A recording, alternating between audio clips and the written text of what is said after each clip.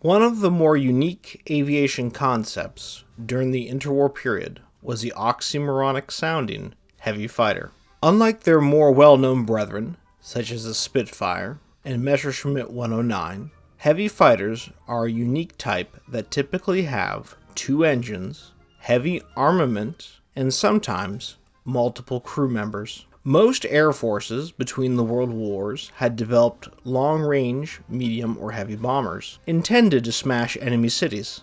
Since most single-engine fighters of the interwar period were relatively short-ranged, the heavy fighter was seen as a way of providing a long-range escort. Additionally, heavily armed bombers like the B-17 were thought to pose a potential problem to more lightly armed fighters and led some to proclaim that the bomber always gets through.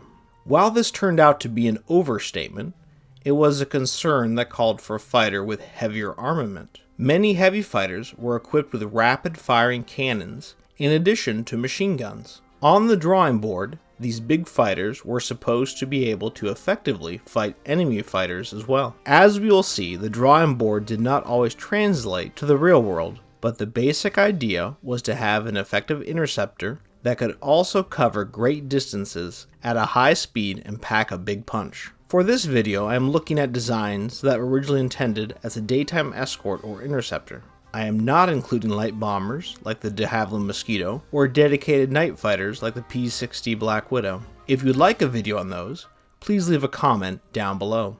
As we look at the specifications for these heavy fighters, I will include the Spitfire and Me-109 numbers as well for a benchmark.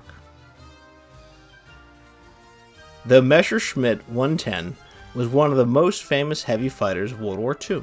The Me-110 packed a punch with 4 forward-firing 20mm cannons and also had a rear-facing machine gun manned by the second or third crew member. It had a decent range of 680 miles that allowed it to serve as a bomber escort. It had two 1100 horsepower Daimler-Benz 601A liquid-cooled engines that gave it a top speed of 349 miles per hour and a ceiling of about 32,000 feet. It also had a climb of 2,165 feet per minute.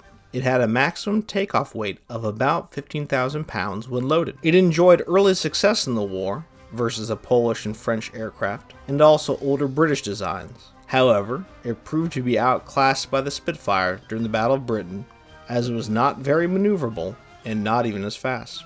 It did see extensive use as a night fighter, including the Me-110F4 variant with radar. This proved to be its most successful role. One pilot recorded 121 kills while flying it. Over 6,000 were built.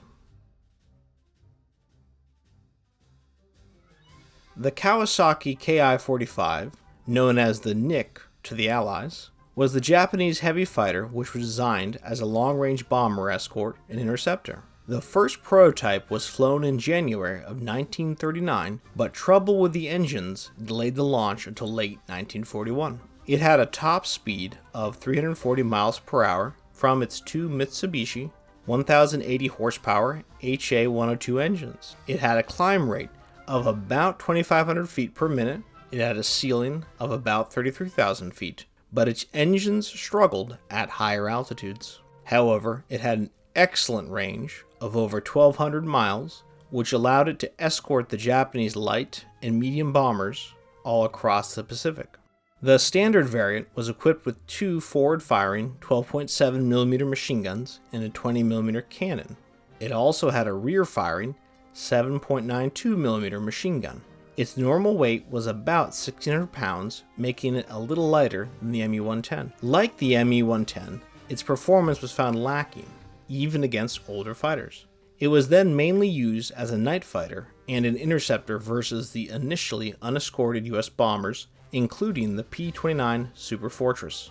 There was also a night fighter variant that had an upward-firing 37mm cannon in addition to two 20mm cannons. 477 of this night fighter variant were created. There were plans for a radar-equipped variant, but it was never completed.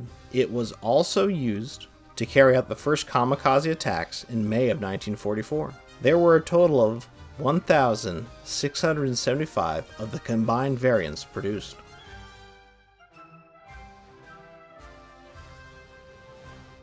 The Bolt and Paul Defiant Mk1 was a unique design that basically put four 303 machine guns in a power turret on the back of a single-engine fighter. This unique design was really thought of as more of an interceptor than an escort, since it had a range of only 465 miles. Initially, it had some success over France, as any German fighter sliding behind it was in for a nasty surprise, since it resembled the Hawker Hurricane, a standard fighter with no rear-facing armament. However, once the surprise wore off, not having any forward-facing armament and a relatively slow top speed of 304 miles per hour, and poor maneuverability resulted in its failure as a daytime interceptor. It was powered by a 1,030 horsepower Rolls-Royce Merlin III liquid-cooled engine.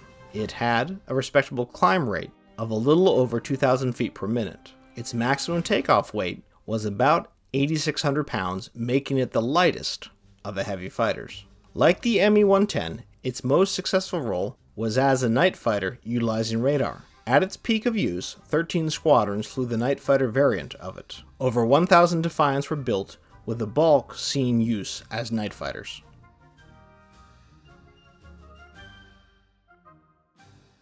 This American aircraft proved to be the most successful heavy fighter of the war, boasting a heavy armament of four 50 caliber machine guns and a 20mm cannon. The P38 Lockheed Lightning packed a punch. With a top speed of 414 miles per hour, a service ceiling of 44,000 feet, and a range of over 1,100 miles, the P-38 was the epitome of the heavy fighter as originally conceived. Its performance was due in part to the twin 1,425 Allison V1710 liquid-cooled engines with turbochargers. It even had a powerful climb rate of almost 2,900 feet per minute. It weighed in at 21,600 pounds when fully loaded, making it the heaviest of the heavy fighters, but still boasted terrific performance thanks to its turbochargers. It was also fairly maneuverable, especially in later designs, which were upgraded with a hydraulic booster for the flight control surfaces. It served in both the European and Pacific front with great success. It escorted bombers over occupied Europe and also served in the Pacific, where it racked up the most kills of any American aircraft in the theater. Its long range allowed it to be the first Allied fighter over Berlin. Its most unusual mission of the war may have been Operation Vengeance, in which 18 fighters flew over 1,000 miles round trip to successfully intercept and kill Admiral Yamamoto, the architect of the attack on Pearl Harbor. The P-38 was the heavy fighter realized to its full potential, and it was widely used and effective. The interwar period was a fascinating time of airframe design and radical innovation that led to the development of the heavy fighter, but the arrival of the jet engine meant that the age of piston-powered fighters was drawing to a close. Thanks for watching.